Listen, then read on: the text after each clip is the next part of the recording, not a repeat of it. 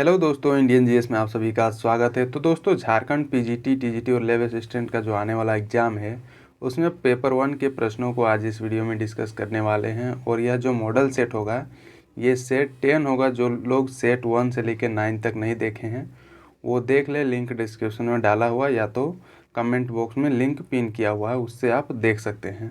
और इसमें टोटल प्रश्नों की जो संख्या रहेगी ये 60 प्रश्न रहेंगे, जो कि लेटेस्ट पैटर्न पे आधारित प्रश्न रहेंगे। तो वीडियो को पूरा देखें और जो लोग इंडियन जीएस में नए हैं, जो लोग सब्सक्राइब नहीं किए हुए हों वो सब्सक्राइब कर लें। और जिन्हें इसकी पीडीएफ की ज़रूरत हो वो टेलीग्राम ग्रुप ज्वाइन करें, लिंक डिस्क्रिप्शन में डाला हुआ है। तो चलिए जानते हैं प्रश्नों को। पहला प्रश्न ये है, निम्नलिखित देशों की राजधानी में कौन सा सही नहीं है, ये पूछा जा रहा है। मतलब एक साइड देश दिया गया है, दूसरा साइड उसकी राजधानी दिया गया है। तो इसमें दिया गया ए में पनामा की राजधानी पनामा सिटी, बी में दिया गया फिलीपींस की राजधानी मनीला, सी में दिया गया ओमान की राजधानी मस्कट और डी में दिया गया है यमन की राजधानी रियाद। तो इसका सही कौन सा नहीं है? तो ये ऑप्शन नंबर डी जो है ये इसका गलत आंसर है। दैट मीन्स यही इसका सही नहीं है। तो यमन की राजधानी होती क्या है? ये यमन की राजधानी साना है। तो ये इसका करेक्ट आंसर होगा। तो ये रियाद इसकी राजधानी नहीं है, ये गलत दिया हुआ है। ये इसका एक्सप्लेनेशन दिया हुआ है, जैसे कि यमन की राजधानी साना है और इसकी जो करेंसी, दैट मीन्स यहाँ पर जो मुद्रा चलती है ये यमनी रियाल यहाँ की मुद्रा है। और यहाँ की टोटल पॉपुलेशन जो है 3.3 करोड़ यहाँ की पॉपुलेशन है। और यहाँ का ऑफिशियल जो लैंग्वेज है ये अरबिक बोली जाती है और एशिया कॉन्टिनेंट में ये यमन आता है। तो ये सभी चीज़ें हैं यमन से रिलेटेड, यहाँ से प्रश्न बन सकते हैं। अब नेक्स्ट जानते हैं अगला प्रश्न। सूची 1 को सूची 2 में सुमिलित करने के लिए बोला गया है। तो इसमें एक साइड दिया गया है प्रमुख लिपि और उसके जो प्रचलित नाम है वो दिया गया है दूसरे साइड में। तो इसमें दिया गया है ए में सिंधु लिपि, बी में दिया गया मलयालम लिपि, सी में दिया गया तेलुगु और कन्नड़ लिपि और डी में दिया गया मैथिली लिपि। तो इसका करेक्ट क्या होगा? सिंधु लिपि जो है इसको हड़प्पा लिपि के नाम से भी इसको जाना जाता है और मलयालम लिपि जो है इसको केराली लिपि के नाम से भी जाना जाता है। तो अब देख लेते हैं, ए का 4 और बी का 3, ए का 4 और बी का 3 ऑप्शन नंबर ए में है। दैट मीन्स इसका ए इसका करेक्ट आंसर हो जाएगा। और बाकी सब जो है जैसे कि सी का हो जाएगा 2, दैट मीन्स आंध्र लिपि हो जाएगा। तेलुगु और कन्नड़ लिपि को आंध्र लिपि के नाम से जाना जाता है और मैथिली लिपि को जो है ये तिरहुता लिपि के नाम से भी जाना जाता है। तो ये इसका करेक्ट आंसर होगा। अब नेक्स्ट जानते हैं, ये आपको सही सम्मेलन दिया गया है। नेक्स्ट प्रश्न क्या है? भारतीय राष्ट्र कांग्रेस ने पहला असहयोग आंदोलन किस वर्ष ये शुरू किया गया था इंडियन नेशनल कांग्रेस के द्वारा? तो इसमें ऑप्शन दिया गया है ए में 1917, बी 1918, सी 1920 और डी में दिया गया है 1928। तो जो इंडियन नेशनल कांग्रेस का जो पहला असहयोग आंदोलन था ये 1920 में ये शुरू किया गया था इंडियन नेशनल कांग्रेस के द्वारा, भारतीय राष्ट्र कांग्रेस के द्वारा। ये इसमें एक्सप्लेनेशन दिया गया है कि असहयोग आंदोलन को जो है 1 अगस्त 1920 में इसको शुरू किया गया था। जो 1920 में कलकत्ता का जो कांग्रेस अधिवेशन हुआ था वहाँ पर ये शुरू किया गया था। अब नेक्स्ट जानते हैं अगला प्रश्न। पूर्ण स्वराज का प्रस्ताव लाहौर कांग्रेस में पारित किया गया और इसमें किस वर्ष में पारित किया गया था पूर्ण स्वराज, ये पूछा जा रहा है। तो इसमें ऑप्शन दिया गया है ए में 1919 में, बी 1929 में, सी में दिया गया 1939 में और डी में दिया गया 1942 में। तो इसका करेक्ट आंसर क्या होगा? जो पूर्ण स्वराज जो है, जो कि जवाहरलाल नेहरू जी के द्वारा ये प्रस्ताव पारित किया गया था और ये लाहौर अधिवेशन में ये किया गया था, जो उस टाइम पंडित जवाहरलाल नेहरू जी के द्वारा अध्यक्षता की गई थी लाहौर अधिवेशन में। और ये था वर्ष 1929 में और उसी टाइम पंडित जवाहरलाल नेहरू जी के द्वारा पूर्ण स्वराज की ये घोषणा कर दी गई थी। तो ये था इसका इम्पोर्टेंट पॉइंट्स ये दिया गया है। जो दिसंबर 1929 में पंडित जवाहरलाल नेहरू की अध्यक्षता में कांग्रेस का ऐतिहासिक लाहौर अधिवेशन हुआ, जिससे संबंधित प्रस्ताव पारित होने के बाद पंडित जवाहरलाल नेहरू ने पूर्ण स्वराज का ये लक्ष्य घोषित कर दिया था इसी में। तो ये ध्यान में रखें। अब नेक्स्ट जानते हैं अगला प्रश्न। भारत का कौन सा राज्य चीन के साथ सीमा साझा नहीं करती है? तो इसमें ऑप्शन दिया गया है ए में जम्मू कश्मीर, बी में दिया गया उत्तराखंड, सी में दिया गया सिक्किम और डी में दिया गया नागालैंड। तो जम्मू कश्मीर तो सबसे ऊपर में है, तो ये तो शेयर करता है चीन के साथ। उत्तराखंड जस्ट उसके नीचे है, ये भी चीन के साथ बॉर्डर शेयर करता है। और सिक्किम जो है ये नेपाल भूटान के साथ भी बॉर्डर शेयर करता है और चीन के साथ भी बॉर्डर शेयर करता है। बाकी बचा option number D, that means Nagaland, ये चीन के साथ बॉर्डर शेयर नहीं करता है, ये म्यांमार के साथ बॉर्डर शेयर करता है। ये आप देख सकते हैं, जैसे जम्मू कश्मीर हो गया, हिमाचल प्रदेश, उत्तराखंड, सिक्किम और अरुणाचल प्रदेश जो है, इससे मतलब भारत और चीन का सीमा लगता है और ये टोटल 3488 किलोमीटर की लंबी सीमा चीन के साथ शेयर होती है हमारे देश की। इसको मैप में देख लेते हैं, जैसे कि ये रहा लद्दाख, हालांकि जम्मू कश्मीर का नाम बदल कर लद्दाख रख दिया गया है। तो वो क्वेश्चन अगर देखा जाए तो पहले के अनुसार अगर कहा जाए तो जम्मू कश्मीर ही होगा। तो इसमें अगर अब क्वेश्चन बनेगा तो उस टाइम लद्दाख अगर ऑप्शन में रहेगा तो वो करेक्ट आंसर हो जाएगा। तो लद्दाख के बाद हो गया हिमाचल प्रदेश, उसके बाद हो गया उत्तराखंड, उसके बाद यहाँ पर देख रहे हैं सिक्किम, जो कि ये एकमात्र हमारे देश का ये राज्य है जो 3 देशों के साथ बॉर्डर शेयर करता है, एक चाइना, दूसरा नेपाल और तीसरा भूटान के साथ। तो ये भी ध्यान में रखें। और ये इधर नागालैंड है जो म्यांमार के साथ बॉर्डर शेयर करता है। तो ये मैप बेस्ड क्वेश्चन यहाँ पे काफ़ी बन सकते हैं, तो मैप को आप अपने माइंड में रखें। अब नेक्स्ट जानते हैं अगला प्रश्न, भारतीय प्रायद्वीप की सबसे छोटी चोटी कौन सी है, सबसे ऊंची चोटी कौन सी है, ये पूछा गया है। तो इसमें ऑप्शन दिया गया, ए में उटकमंड, बी में दिया गया है अनायमुड्डी, सी में दिया गया है दोहट्टा और डी में दिया गया है महाबलेश्वर। तो जो प्रायद्वीपीय भारत, दैट मीन्स जो साउथ इंडिया तरफ का जो भारत है, उसमें सबसे ऊंची चोटी कौन सी है, तो ये है अनायमुड्डी जो चोटी है, ये सबसे ऊंची चोटी है प्रायद्वीपीय भारत की। इसमें जो है अनायमुड्डी दक्षिण भारत या फिर प्रायद्वीपीय भारत की सबसे ऊंची पर्वत चोटी है और इसकी ऊंचाई जो है ये 2695 मीटर इसकी ऊंचाई है, जो कि ये केरल में स्थित है। और यह चोटी पश्चिमी घाट पर्वत का एक भाग है, दैट मीन्स वेस्टर्न घाट का ये भाग है। तो इसे ध्यान में रखें। अब अगला प्रश्न की ओर बढ़ते हैं। अगला प्रश्न है, भारत में तिलहन का सबसे बड़ा उत्पादक राज्य कौन सा है, ये पूछा गया। तो इसमें ऑप्शन दिया गया है, ए में गुजरात, बी में दिया गया मध्य प्रदेश, सी में दिया गया राजस्थान और डी में दिया गया है उत्तर प्रदेश। तो इसका करेक्ट आंसर क्या होगा, इसका correct answer option number C हो जाएगा। दैट मीन्स जो राजस्थान है ये तिलहन का सबसे बड़ा उत्पादक राज्य है हमारे देश में, जो कि 2021-22 के अनुसार ये बताया गया है कि इसमें जो है राजस्थान पहला स्थान पे है, महाराष्ट्र दूसरे और मध्य प्रदेश तीसरा स्थान में। अगर इस तरह क्रोनोलॉजिकल ऑर्डर में अगर पूछा जाए तो इस तरह इसका करेक्ट आंसर होगा। अब नेक्स्ट जानते हैं अगला प्रश्न, मूल कर्तव्यों का उल्लेख संविधान में कब किया गया है। तो इसमें ऑप्शन दिया गया, ए में संविधान निर्माण के समय, बी में दिया गया 26 जनवरी 1950 को, सी में दिया गया 42वें संविधान संशोधन में और डी में दिया गया 41वें संविधान संशोधन में। जो मूल कर्तव्य हैं, दैट मीन्स जो फंडामेंटल ड्यूटीज़ हैं, वो कब हमारे संविधान में ऐड किए गए हैं, ये ऐड किए गए हैं 42वें संविधान संशोधन में मौलिक कर्तव्य को ऐड किया गया है। शुरू में जब संविधान बना था उस टाइम हमारे संविधान में मौलिक कर्तव्य नहीं थे, बाद में इसको ऐड किया गया था और ये 42वें संविधान संशोधन में ये ऐड किया गया। तो ये बात ध्यान में रखें। और ये जो है 42वां संविधान संशोधन 1976 में जब हुआ था उस टाइम ये ऐड किया गया था, जो कि इसको भाग 4 क में इसको रखा गया है और अनुच्छेद 51 क में इसको शामिल किया गया है, जो कि शुरू में 10 मौलिक कर्तव्य थे, बाद में इसको 86वां संविधान संशोधन करके एक और जोड़ा गया और अब इस टोटल जो है 11 मौलिक कर्तव्य हैं। मौलिक कर्तव्य एक्चुअली है क्या, ये जो जितने भी हमारे देश के सिटीजन हैं उनका जो कर्तव्य होना चाहिए अपने देश के प्रति, अपने देश की रक्षा, पॉलिटी वगैरह जो भी है उसके प्रति जो कर्तव्य होना चाहिए, ये सभी चीज़ों को मेंशन किया हुआ है ये मौलिक कर्तव्य में। तो ये इसका करेक्ट आंसर होगा और ये इसका एक्सप्लेनेशन है। अब नेक्स्ट जानते हैं अगले प्रश्न की ओर।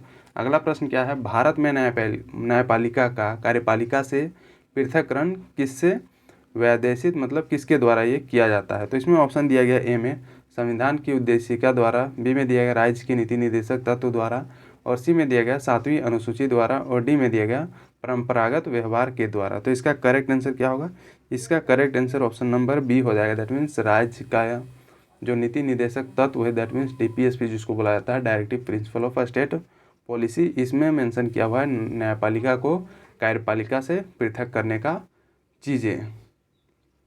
ये इसका एक्सप्लेनेशन दिया गया कि भारत में न्यायपालिका का कार्यपालिका से पृथक्करण राज्य के नीति निर्देशक तत्व द्वारा ये मेंशन किया गया है और ये जो है अनुच्छेद 50 के अंतर्गत ये मेंशन किया हुआ है कि कार्यपालिका को न्यायपालिका से अलग करने की जो व्यवस्था है। अब नेक्स्ट जानते हैं अगले प्रश्न की ओर। न्यूनतम समर्थन मूल्य का निर्धारक है, मतलब किसके द्वारा ये निर्धारित किया जाता है। तो इसमें ऑप्शन दिया गया, ए में भारतीय कृषि अनुसंधान परिषद के द्वारा, बी में दिया गया राज्य सरकार, सी में दिया गया है कृषि लागत एवं मूल्य आयोग के द्वारा, और डी में दिए गए हैं इनमें से कोई नहीं। तो इसका करेक्ट आंसर क्या होगा? इसका correct answer option number C हो जाएगा। दैट मीन्स कृषि लागत एवं मूल्य आयोग के द्वारा ये न्यूनतम समर्थन मूल्य का निर्धारण किया जाता है। तो ये इसका करेक्ट आंसर होगा। अब नेक्स्ट जानते हैं, ये जो है वर्ष 1985 में कृषि मूल्य आयोग का नाम बदलकर कृषि लागत और मूल्य आयोग ये कर दिया गया था, और इसका मुख्यालय जो है अभी प्रेजेंट में नई दिल्ली में ये सिचुएटेड है, जो कि इस सभी चीज़ों को देखता है। अगला प्रश्न क्या है? अब ये झारखंड से रिलेटेड प्रश्न रहेंगे, तो इसे भी ध्यान से देखें। ISFR जो Indian state of forest report की 2021 की जो रिपोर्ट है, इसके अनुसार वनों के वृद्धि के मामले में झारखंड का देश में कौन सा स्थान प्राप्त किया गया है, मतलब जहाँ पर वन क्षेत्र बढ़े हैं, तो ये झारखंड कईवें स्थान पे है। तो इसमें ऑप्शन दिया गया ए में पहला, बी में दिया गया दूसरा, सी में दिया गया तीसरा और डी में दिया गया पाँचवा। तो इसका करेक्ट आंसर क्या होगा? इसका correct answer option number D हो जाएगा। दैट मीन झारखंड जो है ये 5वें स्थान पे है। अगर फॉरेस्ट की वृद्धि दर अगर देखा जाए 2019 से 2021 तक, तो ये 5वें स्थान पे है हमारा झारखंड।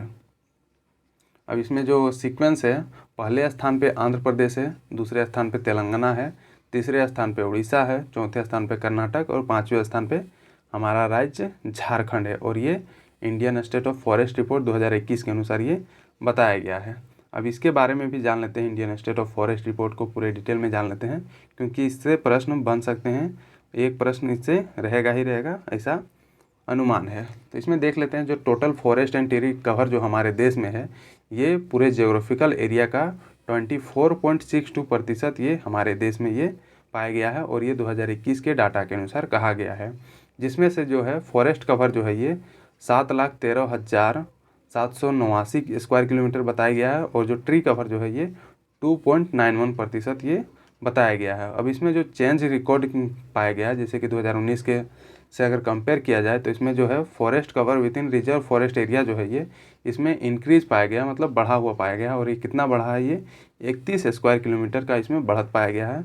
और जो फॉरेस्ट कवर है, जो आउटसाइड रिजर्व एरिया का जो फॉरेस्ट है, उसमें भी इंक्रीज पाया गया है। और ये कितना इंक्रीज पाया गया है? ये 1509 स्क्वायर किलोमीटर का इसमें बढ़त पाया गया है। तो ये इसका इम्पोर्टेंट पॉइंट्स है। और भी जान लेते हैं, जैसे कि स्टेट वाइज अगर देखा जाए, तो जो फॉरेस्ट कवर जो है जिसमें ज़्यादा है, उसके बाद कौन सा है? तो इसमें जो है मध्य प्रदेश सबसे पहला स्थान पे है, मतलब इसमें सबसे ज़्यादा जंगल पाए गए हैं। उसके बाद अरुणाचल प्रदेश, उसके बाद छत्तीसगढ़, उसके बाद उड़ीसा, उसके बाद महाराष्ट्र, ये सभी राज्य हैं जो कि क्रोनोलॉजिकल ऑर्डर में है।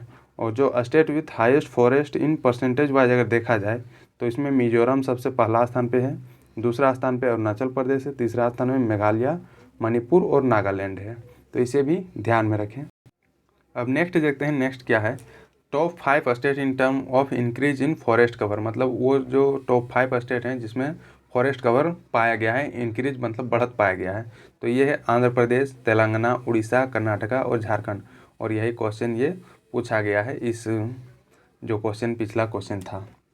और नेक्स्ट जानते हैं, जो टॉप 5 स्टेट हैं जिसमें फॉरेस्ट कवर जो है उसमें कमी पाया गया है, मतलब वृद्धि उसमें नहीं हुई है। तो ये पहले स्थान पे अरुणाचल प्रदेश है, दूसरा मणिपुर, तीसरा नागालैंड, चौथा मिजोरम और 5वां में मेघालय है। तो ये सभी भी सीक्वेंस बस याद रखें। अब और जान लेते हैं, जैसे कि कॉन्स्टिट्यूशनल प्रोविज़न हमारे संविधान में क्या मेंशन किया हुआ है फॉरेस्ट से रिलेटेड। तो जो फॉरेस्ट जो है ये हमारे संविधान में ये कंकरेंट लिस्ट में ये डाला गया है। मतलब कंकरेंट लिस्ट में क्या होता है कि जिसमें सेंटर भी कानून बना सकता है और स्टेट भी इसमें कानून बना सकता है। इस शेड्यूल में जितने भी सब्जेक्ट होते हैं उस लिस्ट में, और जो ये है 7th शेड्यूल में ये डाला गया है हमारे संविधान में। इसमें जो है पहले ये शुरू में जो था, जो फॉरेस्ट जो था ये पहले स्टेट लिस्ट का मतलब पार्ट था, तो इसको बाद में अमेंड करके ये 42वें संविधान संशोधन 1976 में ये संशोधित करके फॉरेस्ट को स्टेट लिस्ट से कंकरेंट लिस्ट में ये डाला गया है। अब जो आर्टिकल्स हैं, जैसे कि आर्टिकल नंबर 51A(G) में ये बताया गया है कि ये फंडामेंटल ड्यूटी है प्रत्येक सिटीजन का कि वो प्रोटेक्ट करेगा नेचुरल इन्वायरमेंट को, और वहाँ के जो फॉरेस्ट है और जो वाइल्ड लाइफ है, जीव जंतु हैं, उन सभी को प्रोटेक्ट करेगा। और ये प्रत्येक नागरिक का ये कर्तव्य है, ये फंडामेंटल ड्यूटी में मेंशन किया हुआ है। अब नेक्स्ट है जो आर्टिकल 48A में ये इसमें ये बोला गया है कि जो स्टेट हैं वो ये मतलब फॉरेस्ट को प्रोटेक्ट करेंगे और वहाँ के जो वाइल्ड लाइफ है, जीव जंतु हैं, उसको प्रोटेक्ट करेगा कौन? स्टेट, जो राज्य हैं ये। अब जो आर्टिकल नंबर 21 में मेंशन किया हुआ है, जो कि फंडामेंटल राइट का ये आर्टिकल है, इसमें right to clean health and sustainable environment, अगर फॉरेस्ट नहीं रहेगा तो सस्टेनेबल एनवायरनमेंट कैसे रहेगा? तो इसी में फॉरेस्ट को बचाव के बारे में ये मेंशन किया हुआ है। तो ये सभी पॉइंट्स है जो कि फॉरेस्ट से रिलेटेड है। तो यहाँ से प्रश्न बन सकते हैं, एक प्रश्न वगैरह वगैरह अगर चांस होगा तो ये पूरे जो Indian state of forest report 2021 का जो इम्पोर्टेंट पॉइंट्स थे वो मैंने डिस्कस कर दिया है। हालांकि ये मैंने पिछले वीडियो उसमें भी डिस्कस कर दिया, जो रेगुलर देख रहे हैं उसको ये अब तक तो याद हो गया होगा। अब नेक्स्ट जानते हैं अगले प्रश्न की ओर।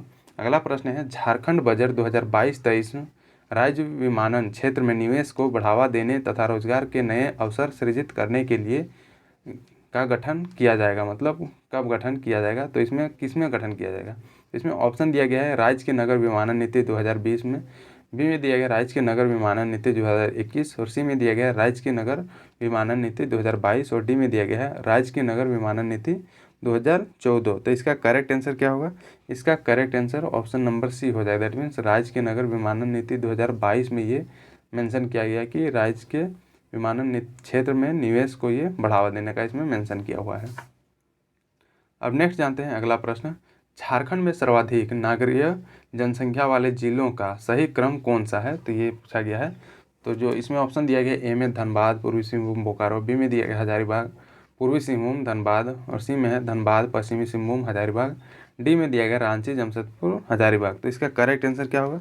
इसका correct answer option number A हो जाएगा। दैट मीन्स धनबाद, उसके बाद पूर्वी सिंहभूम, उसके बाद बोकारो में सबसे ज़्यादा नगरीय जनसंख्या वाला ये ज़िले हैं। तो ये ध्यान में रखें, जो कि धनबाद में 58.13% है और पूर्वी सिंहभूम में 55.56% और बोकारो में है 47.70% ये नगरीय जनसंख्या है। अब नेक्स्ट जानते हैं अगला प्रश्न, झारखंड का प्रमुख त्यौहार जो जनजातियों द्वारा मनाया जाता है उसका मिलान करने के लिए पूछा जा रहा है। इसमें एक साइड दिया गया है पर्व त्यौहार और दूसरे साइड जनजाति जिसके द्वारा ये मनाया जाता है। तो इसमें देख लेते हैं, जो बाहा है, जतरा है, बुरु पर्व और कुर्सी पर्व, तो ये किन किन जनजातियों के द्वारा ये मनाया जाता है? ये मनाया जाता है, बाहा पर्व जो है ये संथाल जनजाति के द्वारा मनाया जाता है, और जतरा पर्व जो है ये उरांव जनजाति के द्वारा मनाया जाता है, और बुरु पर्व जो है ये मुंडा जनजाति, और कुर्सी पर्व जो है ये असुर जनजाति के द्वारा मनाया जाता है। तो इसका करेक्ट आंसर क्या होगा? ऑप्शन नंबर सी इसका करेक्ट आंसर ये हो जाएगा। तो ये ध्यान में रखें कि कौन कौन जनजातियों के द्वारा क्या क्या पर्व त्यौहार ये मनाया जाता है। इससे एक प्रश्न आएगा, आने के चांसेस हैं।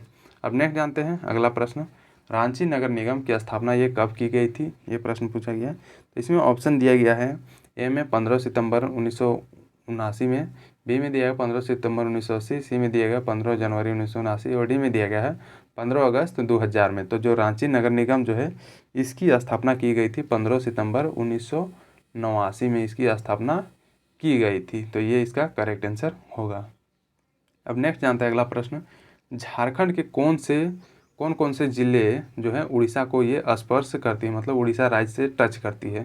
तो इसमें ऑप्शन दिया गया है, पूर्वी सिंहभूम, सरायकेला खरसुआ, पश्चिमी सिंहभूम, सिमडेगा, बी में दिया गया है पूर्वी सिंहभूम, खूंटी, सरायकेला खरसुआ, सिमडेगा, सी में दिया गया है पश्चिमी सिंहभूम, सिमडेगा, गुमला, सरायकेला खरसुआ, और डी में दिया गया है पश्चिमी सिंहभूम, सिमडेगा, लातेहार, गुमला। तो इसका करेक्ट आंसर क्या होगा?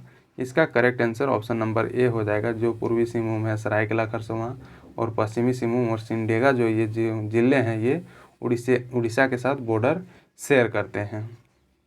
तो अभी ये मैप में देख सकते हैं उड़ीसा किधर है। उड़ीसा है ये नीचे साइड वाला जो ये पोर्शन है ये उड़ीसा का ये पार्ट है। इधर है वेस्ट बंगाल, इधर टच करता है, इधर बिहार टच करता है, और इधर उत्तर प्रदेश टच करता है, और इधर क्या है, इधर छत्तीसगढ़ टच करता है। तो ये सभी जो हैं बॉर्डर जिसके साथ हमारा झारखंड टच करता है। तो इसमें जो है उड़ीसा के साथ ये सिमडेगा टच करता है, वेस्ट सिंहभूम टच करता है, सरायकेला खरसुआ और ईस्ट सिंहभूम, ये सभी जो ज़िले हैं ये टच करते हैं उड़ीसा के साथ। तो ये ध्यान में रखें, और बाकी का भी देख लें, जैसे कि छत्तीसगढ़ के साथ कौन कौन सा ज़िला टच करता है।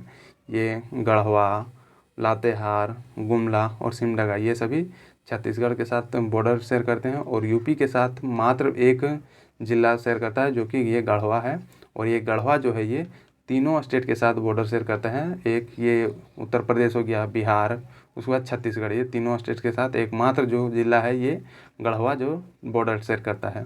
और बिहार के साथ जो बॉर्डर शेयर करते हैं जैसे कि गढ़वा हो गया, पलामू, चतरा, कोडरमा, गिरिडीह, देवघर, दुमका, गोड्डा, साहिबगंज, ये सभी जो है ये बिहार के साथ बॉर्डर शेयर करते हैं। और जो इधर वेस्ट बंगाल है, पश्चिम बंगाल है, इसके साथ कौन कौन से जिले बॉर्डर शेयर करते हैं, ये साहिबगंज हो गया, पाकुड़, दुमका, जामताड़ा, धनबाद, बोकारो, रामगढ़, रांची, सरायकेला खरसावां और ईस्ट सिंहभूम, ये सभी जो है पश्चिम बंगाल के साथ बॉर्डर शेयर करते हैं। तो ये सभी इम्पोर्टेंट पॉइंट्स हैं, इससे प्रश्न बन सकते हैं।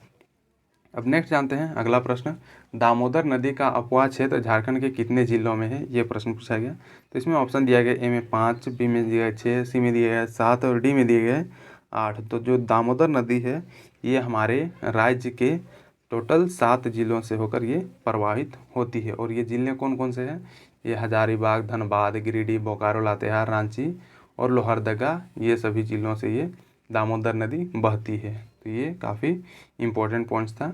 अब नेक्स्ट जानते हैं, झारखंड राज्य के निर्माण हेतु किस तिथि को लोकसभा में बिहार राज्य पुनर्गठन विधेयक ये पारित किया गया था, तो वो कौन सा डेट था।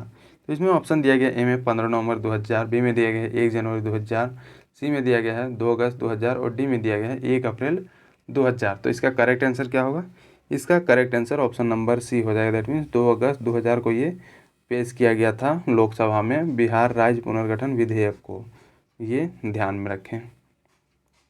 अब नेक्स्ट जानते हैं अगला प्रश्न, घुमकुरिया के संबंध में निम्न में से कौन सा कथन ये असत्य है, ये पूछा गया। तो इसमें ऑप्शन दिया गया, घुमकुरिया में 3 वर्ष में एक बार सरहुल पर्व के प्रवेश दिया जाता है। बी में दिया गया है, इसमें युवकों के लिए जोंक एड़पा तथा युवतियों के लिए पेल एड़पा नामक अलग अलग प्रबंध होते हैं। और सी में दिया गया है, पेल एड़पा की देखभाल करने वाली महिला को बड़की धांगरिन कहा जाता है। और डी में दिया गया, घुमकुरिया के अधिकारियों को 5 वर्ष के अंतराल पर बदल दिया जाता है। तो इसमें असत्य कथन कौन सा है, दैट मीन्स फॉल्स स्टेटमेंट कौन सा है, ये पूछा गया है। तो ये जो ऑप्शन नंबर जो डी है ये इसका फॉल्स स्टेटमेंट है, ये 5 वर्ष के अंतराल में ये नहीं बदला जाता है, ये बदला जाता है 3 वर्ष के अंतराल में ये बदल दिया जाता है, जो घुमकुरिया के जो अधिकारी होते हैं उन सभी को। अब नेक्स्ट जानते हैं अगला प्रश्न, निम्नलिखित में से मुंडा विद्रोह जो कि 1899 से 1900 ईस्वी में जो हुआ था, इस विद्रोह के कारण क्या थे, ये पूछा गया। तो इसमें ऑप्शन दिया गया, मुंडा खुटकटी व्यवस्था को समाप्त करना, बी में दिया गया मिशनरियों की भ्रामक नीतियों एवं मुंडाओं का मोह भंग होना, सी में दिया गया पुलिस एवं कानून व्यवस्था से निराशा तथा 1894 ईस्वी का छोटा नागपुर का वन सुरक्षा अधिनियम, और डी में दिया गया उपयुक्त में से सभी। तो इसका करेक्ट आंसर क्या होगा, ऑप्शन नंबर डी इसका करेक्ट आंसर होगा। दैट मीन्स ये सभी जो पॉइंट्स जो दिए गए हैं ये कारण थे मुंडा विद्रोह के मेन कारण, तो ये ध्यान में रखें। अब नेक्स्ट जानते हैं अगले प्रश्न की ओर बढ़ते हैं। अगला प्रश्न ये है, अब ये सामान्य विज्ञान से प्रश्न हैं तो इसे भी ध्यान से देखें। डायनेमो का क्या कार्य है, ये प्रश्न पूछा गया। तो इसमें दिया गया, ए में विद्युत ऊर्जा को यांत्रिक ऊर्जा में बदलना, बी में दिया गया रासायनिक ऊर्जा को विद्युत ऊर्जा में बदलना, और सी में दिया गया यांत्रिक ऊर्जा को विद्युत ऊर्जा में बदलना, और डी में दिया गया विद्युत ऊर्जा को रासायनिक ऊर्जा में बदलना। तो जो डायनेमो जो होता है वो उसका मेन कार्य जो होता है ये यांत्रिक ऊर्जा को ये विद्युत ऊर्जा में ये बदलता है, ये डायनेमो, इसका मेन फंक्शन यही होता है। अब नेक्स्ट जानते हैं अगला प्रश्न, घरेलू विद्युत तार स्थापन मूलतः ये किससे संबंधित है। तो इसमें दिया गया, ए में श्रेणी संबंधन से है, और बी में दिया गया समांतर संबंधन, और सी में दिया गया श्रेणी और समांतर संबंधनों का संयोग, और डी में दिया गया प्रत्येक कमरे के अंदर श्रेणी संबंधन और अत्यंत समांतर संबंधन। तो इसका करेक्ट आंसर क्या होगा, इसका करेक्ट आंसर जो होगा ये समांतर रूप से ये जुड़े होते हैं जो घरेलू विद्युत तार जो होते हैं हमारे घरों में। अब नेक्स्ट जानते हैं अगला प्रश्न, एक अर्धचालक में विद्युत चालन होता है ये कितना होता है। तो इसमें दिया गया, ए में केवल इलेक्ट्रॉन द्वारा, बी में दिया गया केवल होल्स द्वारा, सी में दिया गया इलेक्ट्रॉन या होल्स दोनों के द्वारा, और डी में दिया गया ना इलेक्ट्रॉन्स द्वारा ना ही होल्स के द्वारा। तो जो विद्युत चालक जो होता है ये कहाँ पर होता है, ये होता है इलेक्ट्रॉन्स एवं होल्स दोनों के द्वारा, ये एक अर्ध विद्युत चालक में ये विद्युत चालन होता है। अब नेक्स्ट जानते हैं अगला प्रश्न, पृथ्वी सूर्य के चारों ओर घूमती है, इस सिद्धांत को पेश करने वाले प्रथम व्यक्ति ये कौन थे? जो मतलब ये बोले थे कि पृथ्वी जो है ये सूर्य के चारों ओर घूमता है। तो इसमें ऑप्शन दिया गया ए में अल्बर्ट आइंस्टाइन, बी में दिया गया गैलीलियो, सी में दिया गया कोपरनिकस, डी में दिया गया न्यूटन। तो ये किसके द्वारा बोला गया था कि पृथ्वी जो है ये सूर्य के चारों ओर परिक्रमा करती है? तो ये बोला गया था कोपरनिकस के द्वारा ये बोला गया था। तो ये ध्यान में रखें। और बाद में केपलर के द्वारा दिया गया था ग्रहों के कक्षीय चाल से संबंधित ये नियम दिया गया था। अगला प्रश्न क्या है? निम्नलिखित में से कौन कपड़े धोने के साबुन में फिलर के रूप में ये काम नहीं आता है? तो इसमें दिया गया ए में ग्लिसरॉल, बी में दिया गया बोरेक्स, सी में दिया गया है सोडियम कार्बोनेट और डी में दिया गया है सोडियम सिलिकेट। तो इसका करेक्ट आंसर क्या होगा? इसका करेक्ट आंसर जो होगा ये option number A, that means glycerol जो है ये काम में नहीं आता है जो कपड़े धोने का साबुन में जो फिलर जो होता है उसमें।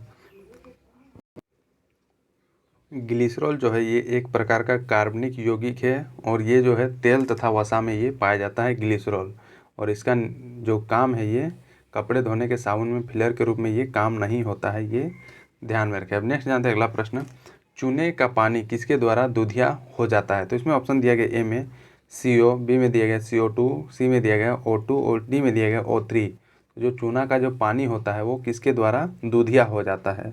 तो इसका करेक्ट आंसर होगा option number B, that means CO2 carbon dioxide के द्वारा ये दूधिया हो जाता है जो चूना का पानी होता है।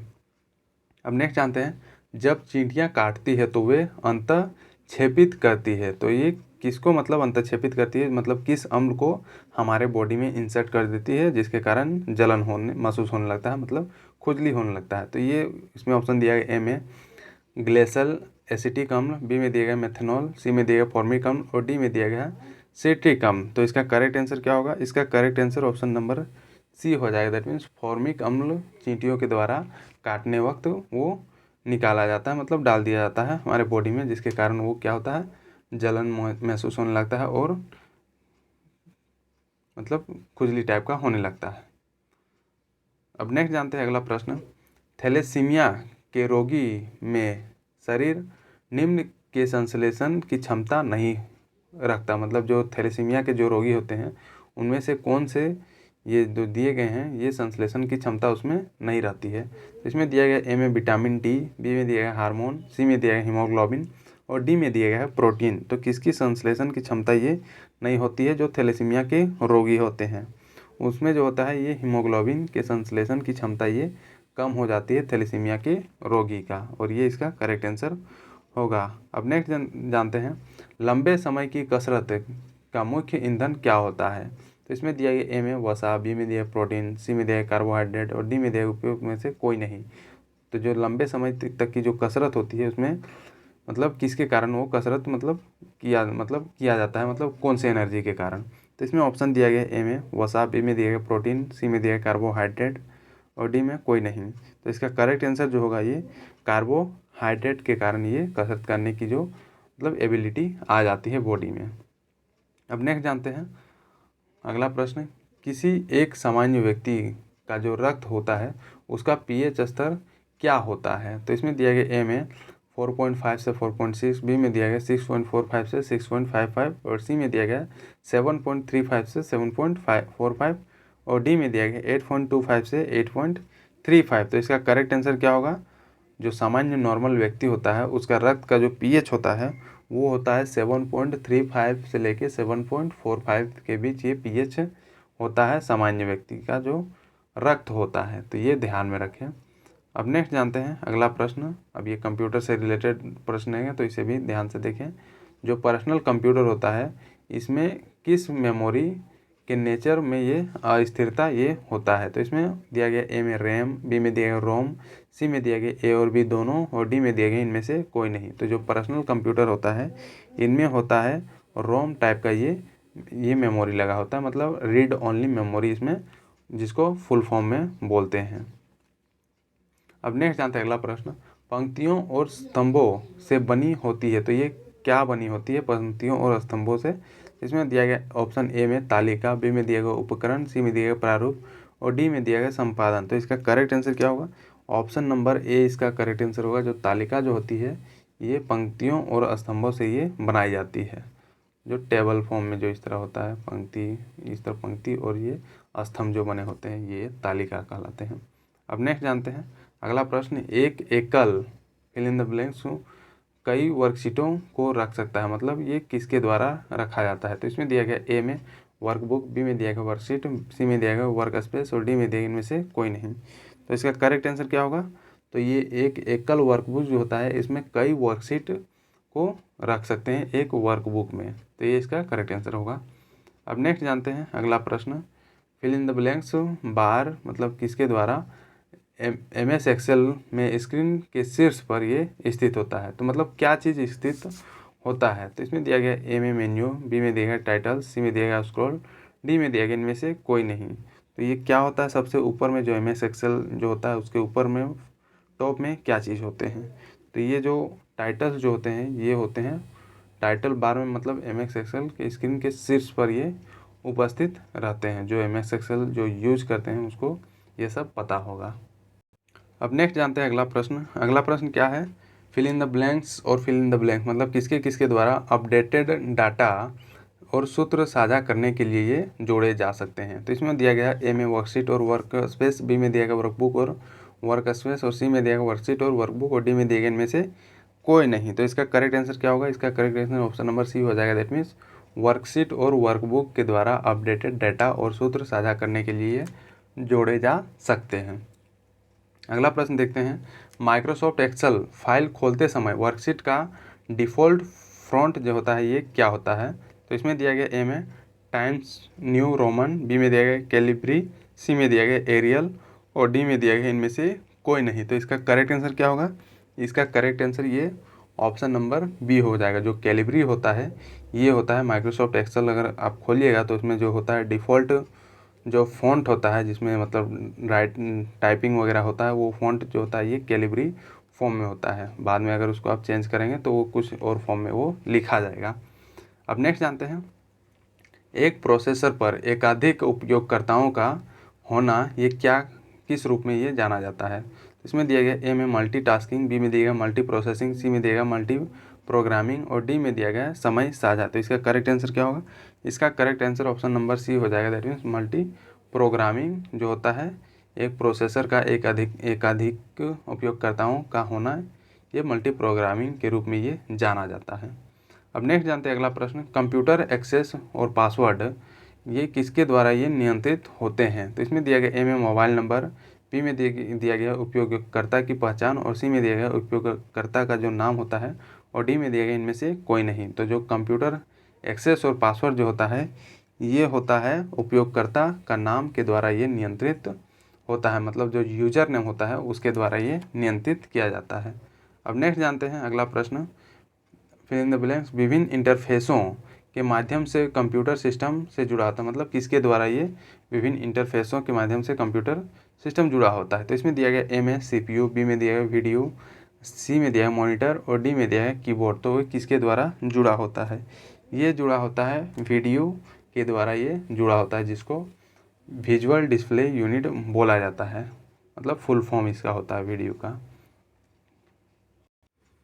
तो ये था दोस्तों कंप्यूटर के कुछ प्रश्न। अब आएगा हिंदी का सेक्शन जो कि हिंदी में टोटल 20 प्रश्न रहेंगे और यही जो है एग्ज़ाम को क्लियर करने का एक मतलब इजी प्रश्न इसमें डाले जाएंगे। तो इसे भी देख लेते हैं और इसे ध्यान से देखें, क्योंकि अगर बाकी चीज़ों को अगर आप नहीं आता है आपको तो ये हिंदी एकमात्र सेक्शन है जिसमें आप अच्छा स्कोर कर सकते हैं और एग्ज़ाम को पेपर 1 को क्लियर कर सकते हैं। तो ये देख लेते हैं। इसमें दिया गया फर्स्ट प्रश्न, शुद्ध वर्तनी वाला शब्द कौन सा है। इसमें दिया गया ए में दर्शनाभिलाषी, बी में दर्शनाभिलाषी, मतलब सब सेम दिया है, बस ये स का ये डिफरेंस है। तो इसका जो करेक्ट जो वर्तनी है ये कौन सा है ये पूछा जा रहा है। तो ऑप्शन नंबर बी जो है ये दर्शनाभिलाषी जो है ये इसका करेक्ट वर्तनी है और यही इसका करेक्ट आंसर होगा। अब नेक्स्ट जानते हैं अगला प्रश्न, पगड़ी शब्द है ये कैसा शब्द है। इसमें दिया गया ए में तत्सम, बी में दिया गया तद्भव, सी में देशज और डी में दिया गया विदेशी। तो जो पगड़ी जो है ये देशज शब्द है, मतलब हमारे देश का ही ये उत्पन्न हुआ शब्द है जो पगड़ी है। तो इसे भी ध्यान में रखें। अब नेक्स्ट जानते हैं जो देशज शब्द होते हैं हिंदी या उसकी उपभाषाओं में प्रयुक्त वैसे शब्द जिनका जन्म स्थानीय या देश में के आंतरिक तौर पर ये हुआ हो उसको क्या बोलते हैं, उसको देशज शब्द बोलते हैं। जैसे कि हो गया लोटा, थाली, सोंटा, चमड़ी, दमड़ी, पगड़ी, ये सभी जो है ये देशज शब्द हैं और ये इसका कुछ उदाहरण है। अब नेक्स्ट जानते हैं अगला प्रश्न, न्यून का विलोम शब्द निम्न में से कौन सा होगा। तो इसमें दिया गया ए में पुष्ट, बी में दिया गया नश्वर, सी में गुण और डी में दिया गया अधिक। तो न्यून का जो विलोम शब्द होगा ये अधिक होगा। दैट मीन्स न्यून का मतलब होता है कम और अधिक का मतलब अधिक होता है। अब नेक्स्ट जानते हैं अगला प्रश्न, देवता का पर्यायवाची निम्न में से कौन सा है। इसमें दिया गया ए में सर, बी में दिया गया ये सर ही होगा, मतलब कुछ और होगा, यहाँ पर कुछ टाइपिंग मिस्टेक हो गया। सी में दिया गया सार और डी में दिया गया सुर। तो जो देवता है इसका पर्यायवाची शब्द होगा ये सुर, इसका पर्यायवाची शब्द होगा देवता का। अब नेक्स्ट जानते हैं अगला प्रश्न, शांति शब्द का समानार्थी नहीं है, मतलब कौन समानार्थी समानार्थ वाला शब्द नहीं है। तो इसमें दिया गया ए में चुप्पी, बी में दिया गया मौन, सी में दिया गया निर्वता और डी में दिया गया आकाश। तो इसका समानार्थी शब्द कौन सा नहीं है, ये ऑप्शन नंबर डी जो है, दैट मीन्स जो आकाश जो है ये शांति का समानार्थी शब्द नहीं है। बाकी जो चुप्पी, मौन और निर्वता ये सभी शांति का समान अर्थ वाला ये शब्द है, मतलब इन सभी का जो अर्थ है ये शांति से रिलेटेड है। अब नेक्स्ट जानते हैं अगला प्रश्न, वह पहुंचा ही होगा इस वाक्य में क्रिया का काल क्या है, ये पूछा जा रहा है। तो इसमें दिया गया ए में भविष्यत, बी में दिया गया है हेतु, हेतु मध्यतु और डी, सी में दिया गया वर्तमान और डी में दिया गया आसान, आसन भूत। तो इसका करेक्ट आंसर क्या होगा, इसका करेक्ट आंसर ये ऑप्शन नंबर डी हो जाए। दैट मीन्स वह पहुंचा ही होगा इसमें इस वाक्य में आसान आसनभूत क्रिया का ये काल है। अब नेक्स्ट जानते हैं अगला प्रश्न, अगला प्रश्न ये है मतकई के लिए सही संधि विच्छेद को चुनने के लिए पूछा जा रहा है। तो इसमें दिया गया ए में मत प्लस एक क्या, बी में दिया गया मत प्लस इक्कई, सी में दिया गया मत प्लस इक्कई और डी में दिया गया मत्ते प्लस क्या। तो इसका सही संधि विच्छेद कौन सा होगा, इसका सही संधि विच्छेद हो जाएगा ये मत प्लस इक्कई, इसका सही संधि विच्छेद हो जाएगा और ऑप्शन नंबर बी इसका करेक्ट आंसर होगा। अब नेक्स्ट जानते हैं अगला प्रश्न, अभी उपसर्ग से बना जो शब्द है यह निम्न में से कौन सा शब्द है। इसमें अभी उपसर्ग लगा हुआ है। इसमें दिया गया है उपसर्ग कहने का मतलब जो आगे साइड लगता है और प्रत्यय कहने का मतलब जो पीछे साइड लगता है। तो इसमें दिया गया ए में आभारी, बी में दिया गया आभ्यां, सी में दिया गया अभियान और डी में दिया गया अभियान। तो इसका करेक्ट आंसर क्या होगा, इसका correct answer option number C हो जाएगा। दैट मीन्स अभियान जो होगा ये अभी उपसर्ग से बना हुआ है। अब नेक्स्ट जानते हैं अगला प्रश्न, कलेजे पर सांप लौटना ये मुहावरे का अर्थ कौन सा होगा। तो इसमें दिया गया ए में हृदय पर सांप लौटना, बी में दिया गया मृत्यु होना, सी में दिया गया बहुत खुश होना और डी में दिया गया कूढ़ना। तो जो कलेजे पर सांप होना इसका अर्थ होगा कूढ़ना, इसका सही आंसर होगा और यही इसका ऑप्शन नंबर जो डी है ये करेक्ट आंसर होगा। अब नेक्स्ट जानते हैं अगला प्रश्न, नीचे दिए गए मुहावरा या फिर कहावत का अर्थ दिए गए विकल्पों में से चुनने के लिए पूछा जा रहा है। तो मतलब ये जो मुहावरा दिया गया है जिस जो है बलवा का ब्याह, इसका अर्थ क्या होगा। इसमें दिया गया ए में व्यर्थ कार्य करना, बी में दिया गया है जिस कार्य में खूब लड़ाई झगड़ा हो, सी में दिया गया है जिस कार्य में कोई लड़ाई झगड़ा ना हो और डी में दिया गया मूर्ख का विवाह। तो इसका करेक्ट आंसर क्या होगा, इसका करेक्ट आंसर होगा option number B, that means जिस कार्य में खूब लड़ाई झगड़ा हो वही इसका मतलब ये अर्थ इसका होगा बलवा का ब्याह का अर्थ, जिस कार्य में खूब लड़ाई झगड़ा हो। अब नेक्स्ट जानते हैं अगला प्रश्न क्या है, दो टूक बात कहना मुहावरे का अर्थ कौन सा होगा। तो इसमें दिया गया ए में स्पष्ट बात कहना, बी में दिया गया संक्षिप्त बात कहना, सी में दिया गया टुकड़े में बात करना और डी में दिया गया दो लोगों से बात करना। तो इसका करेक्ट आंसर क्या होगा, इसका correct answer option number A हो जाएगा। दैट मीन्स स्पष्ट बात कहना, दो टूक बात कहने का ये अर्थ है। अब नेक्स्ट जानते हैं अगला प्रश्न, अंगूठा दिखाना मुहावरे का अर्थ निम्न में से कौन सा सही है। तो इसमें दिया गया ए में देने से साफ मना कर देना, बी में दिया गया मृत्यु निकट आना, सी में दिया गया कोई वस्तु ना मिलने पर उसको दोष निकालना और डी में दिया गया निरक्षर। तो इसका करेक्ट आंसर क्या होगा, करेक्ट आंसर इसका ऑप्शन नंबर ए हो जाएगा। दैट मीन्स अंगूठा दिखाना का मतलब होता है देने से साफ मना कर देना, मतलब कोई भी चीज़ देने से मना कर देना।